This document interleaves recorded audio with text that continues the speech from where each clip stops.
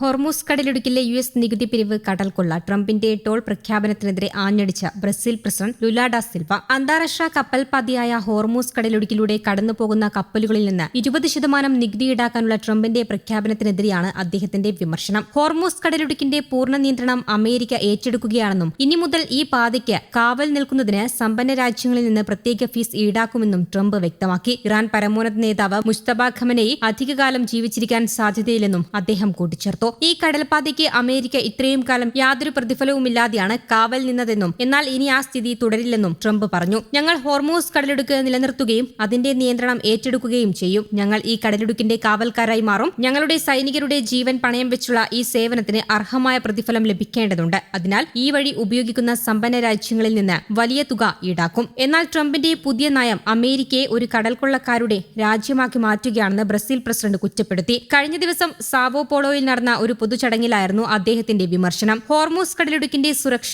ചുമതല ഏറ്റെടുത്ത് സ്വയം ഗാർഡിയൻ ഓഫ് ഹോർമൂസ് സ്ട്രെയിറ്റ് എന്ന് പ്രഖ്യാപിച്ചാണ് ട്രംപ് പുതിയ നികുതി ഏർപ്പെടുത്തിയത്. എന്നാൽ ഇത് അമേരിക്കയുടെ തന്നെ വിദേശകാര്യ നയങ്ങൾക്ക് വിരുദ്ധമാണ്. 3 ആഴ്ചകൾക്ക് മുൻപ് യുഎസ് വിദേശകാര്യ സെക്രട്ടറി മാർക്കോ റൂബിയോ അന്താരാഷ്ട്ര നിയമങ്ങൾ ചൂണ്ടിക്കാട്ടി ഹോർമൂസ് കടലിടുക്കിലൂടെയുള്ള യാത്രാമധ്യേ കപ്പലുകളിൽ നിന്ന് നികുതിയോ ടോളോ ഈടാക്കാൻ ഒരു രാജ്യത്തിനും അവകാശമില്ലെന്ന് വാദിച്ചിരുന്നു. പിന്നാലെയാണ് ട്രംപിന്റെ പ്രഖ്യാപനം. അന്താരാഷ്ട്ര മാരിടൈം ഓർഗനൈസേഷനും ട്രംപിന്റെ പുതിയ പ്രഖ്യാപനത്തിന് യാതൊരുവിധ നിയമസാധുതയുമില്ലെന്ന് വ്യക്തമാക്കി രംഗത്തെത്തിയിട്ടുണ്ട്. Saudi Arabia, UAE, Qatar, Bahrain, Kuwait തുടങ്ങിയ ഗൾഫ് രാജ്യങ്ങൾക്ക് അമേരിക്കയുടെ സംരക്ഷണം ആവശ്യമാണെന്നും എന്നാൽ അമേരിക്കയ്ക്ക് അവരെ ആവശ്യമില്ലെന്നും ട്രംപ് തുറന്നടിച്ചു. വെനസ്വേല ഉൾപ്പെടെ വൻതോതിൽ എണ്ണ നിക്ഷേപമുള്ള തങ്ങൾക്ക് മിഡിൽ ഈസ്റ്റിലെ എണ്ണയെ ആശ്രയിക്കേണ്ട കാര്യമില്ലെന്നും അദ്ദേഹം കൂട്ടിച്ചേർത്തു. അമേരിക്കയുടെ ഈ നീക്കത്തിന് കടുത്ത ഭാഷയിലാണ് ഇറാൻ മറുപടി നൽകിയത്. ഹോർമൂസ് കടലിടുക്കിന്റെ മാനേജ്മെന്റിൽ ഒരു തരത്തിലുള്ള ഇടപെടൽ നടത്താനും അമേരിക്കയെ തങ്ങൾ അനുവദിക്കില്ലെന്നാണ് ഇറാൻ വ്യക്തമാക്കിയത്. ഇറാന്റെ വിദേശകാര്യമന്ത്രി അബ്ബാസ് അരാച്ചി എക്സ് പ്ലാറ്റ്ഫോമിലൂടെ ട്രംപിനെ പരിഹസിച്ച് രംഗത്തെത്തി. ചരക്ക് കപ്പലുകളുടെ സുരക്ഷ ഉറപ്പാക്കുന്നവർക്ക് പണം നൽകണമെന്ന ട്രംപിന്റെ വാദം ശരിയാണെന്നും എന്നാൽ കാലങ്ങളായി ഹോർമൂസ് കടലിടുക്കിന്റെ യഥാർത്ഥ സംരക്ഷകൻ ഇറാൻ മാത്രമാണെന്നും അദ്ദേഹം ഓർമ്മിപ്പിച്ചു. ട്രംപ് ആവശ്യപ്പെടുന്ന 20% എന്നത്